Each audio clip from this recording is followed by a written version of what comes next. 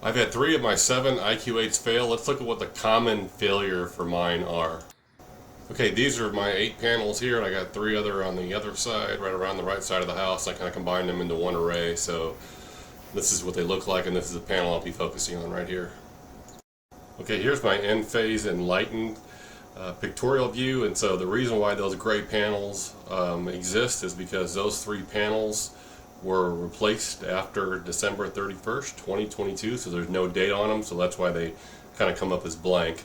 And all the rest of the panels, as you can see, they're doing fairly well. And again, the 3 gray ones are the ones that are the new ones, and the old ones were obviously bad, and I will show you that what's going on here with the system. And so now let me adjust the range here to see if I can bring the panels up to 2023 here.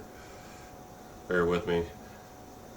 Looks like the date didn't set. I didn't set the last date. So let me try that again. Go into power here. December 2023 and collect 31. All right. So now I should see from the 22nd on. Now I've got the 3 new panels replaced, and that's why those 3 values are coming in fairly lower, because they're new panels and they haven't been exposed to the sunlight very much.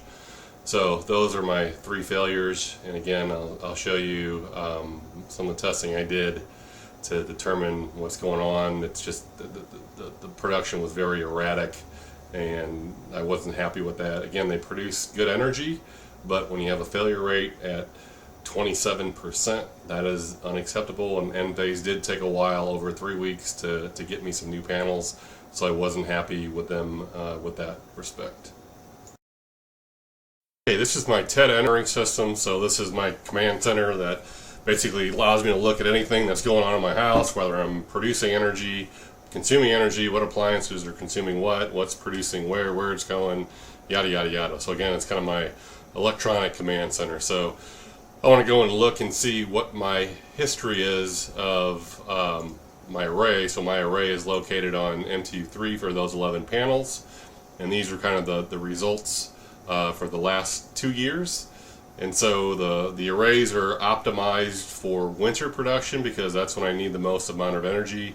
My system produces the least amount of energy during the winter due to the sun being lower in the sky, the days being shorter, clouds, yada yada yada. So I can see sometimes between 200 and 300 watts in the winter here. Again, depending on the month and the conditions, between 200 and 300 watts, which isn't bad. So that's for the last 2 years here. So if we kind of expand that and we go into the last 4 years. So I put the panels in roughly, looks like November of 2020, actually end of October, probably the last couple of days in October. So basically November 2020 was the first full month of production, and they've been producing fairly well. Again, I'm happy with the performance, but with a failure rate of 3 panels out of 11, that's a 27% failure rate, which is unacceptable.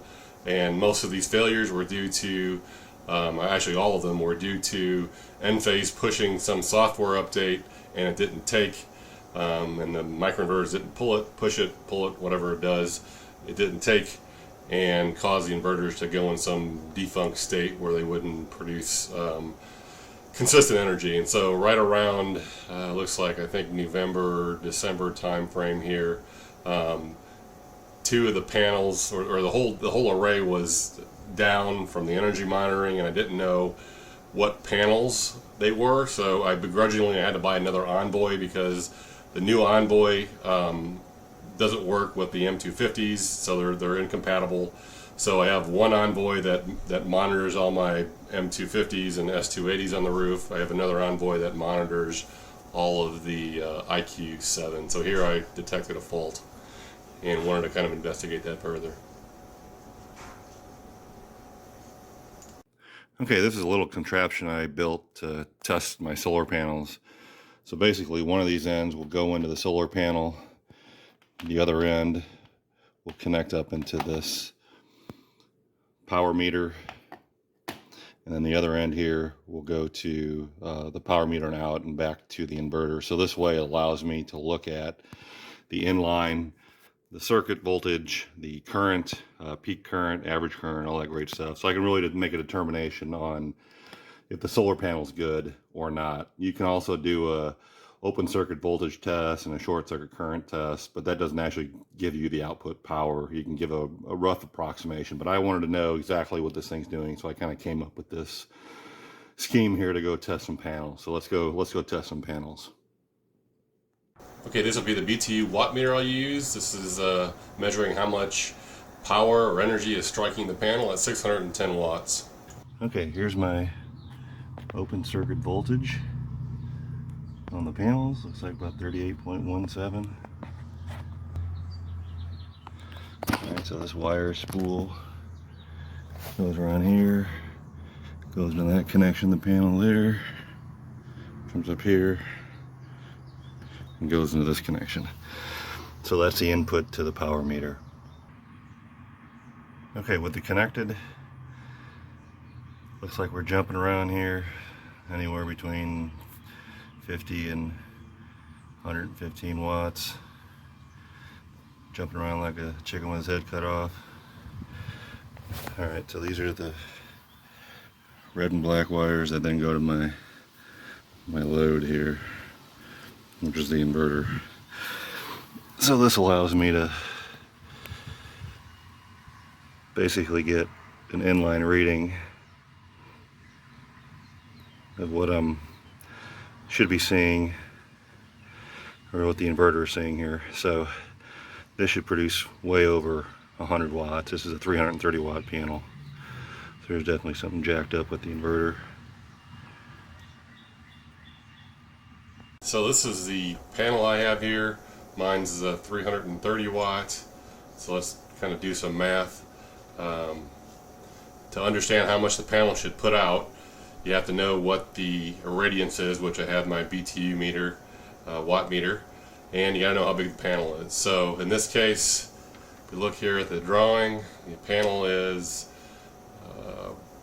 1700 millimeters, which is 1.7 meters high and 0.992 meters wide. So run the calculator here. 1.7 meters high times 0.992 meters wide. That's a surface area of roughly 1.68 and some change. So we know the panel is 1.68 meters area-wise, meters squared technically. So then you'll come down here and look at, I've got the 330 watts. It has 19.6% efficiency.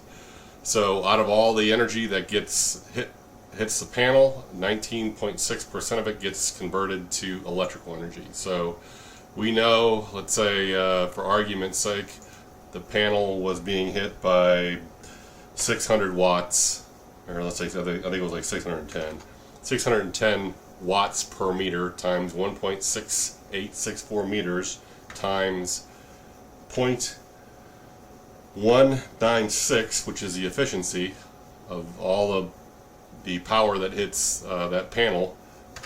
I should be seeing 201 watts. And again, as the power goes up, I'll see more power come out of that panel, but obviously we're not. We're only seeing, I thought it was like 115 or so. So by the calculations of what the BTU meter has, or the watt meter has, the amount of power striking that panel should be spitting out 200 and some odd watts here, which we obviously not seeing. Okay, after I replaced the inverters, everything worked fine. And that's all I got. Please like, comment, share, and subscribe to the channel.